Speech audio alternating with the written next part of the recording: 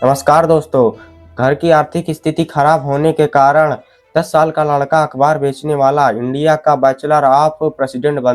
हाँ, मैं बात कर रहा हूँ रामेश्वरम के उस मल्ला के बेटे। नाव में तीर्थयात्री को बैठाकर रामेश्वरम की यात्रा करवाते थे और जितनी देर में रामेश्वरम की यात्रा होती उतनी देर में फिजिक्स के सिद्धांत पढ़ा करते। हाँ, हमारे और आपके चहेते एपीजे अब्दुल कलाम। एपीजे, ए का मतलब अबुल उनके परदादा का नाम, और पी का मतलब पाकिर उनके दादा, और जे जनुलुद्दीन उनके पिताजी का नाम। जीवन को ऐसा जियो कि जीवन खत्म होने के बाद भी लोग आपको याद रखें। आज का ये video doctor APJ Abdul Kalam के बारे में। तो आइए वीडियो शुरू करते हैं। एपीजे अब्दुल कलाम जी का जन्म 15 अक्टूबर 1931 में रामेश्वरम में हुआ था, जो कि तमिलनाडु में है। उनका जन्म एक गरीब मुस्लिम परिवार में हुआ था। पिताजी पेशे से एक नाविक थे और ज्यादा पढ़े लिखे नहीं थे।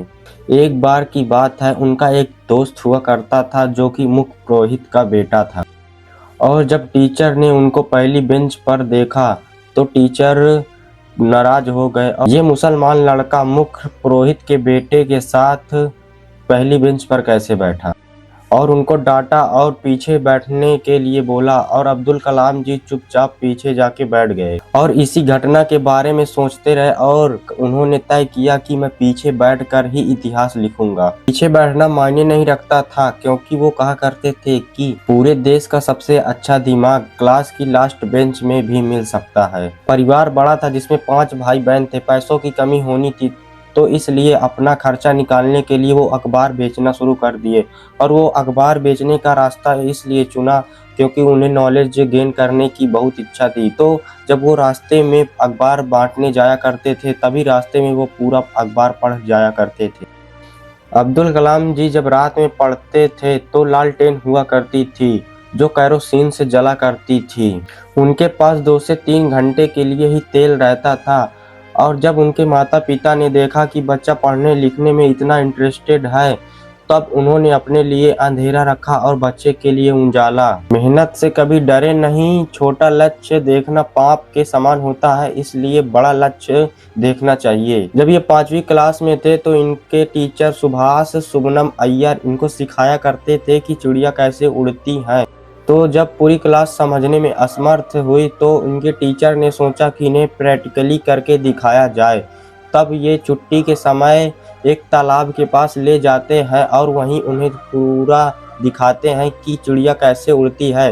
तब एपीजे अब्दुल कलाम के मन में पूरा चिड़िया का स्ट्रक्चर बन जाता है। जब ये गलत क्लास में पहुंच गए तो टीचर ने कहा कि तुमको यही नहीं पता कि तुम्हारी क्लास कौन सी।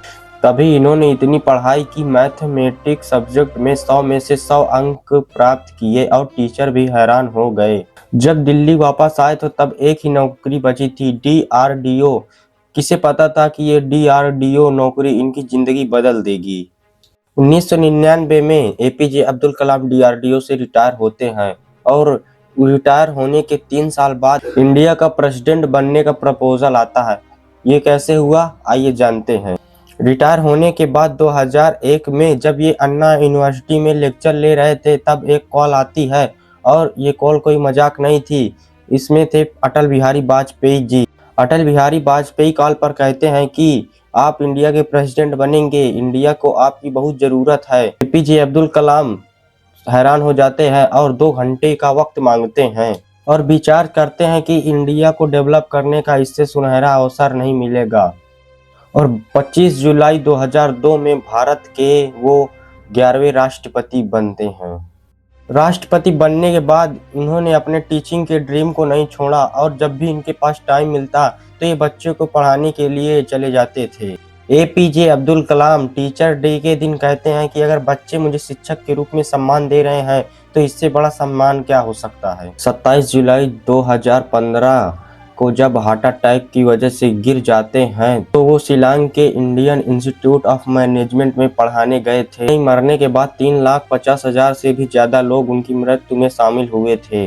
वीडियो ज्यादा से ज्यादा शेयर करें ताकि एपीजे अब्दुल कलाम के इतिहास के बारे में पता चले। बाकी धन्यवाद।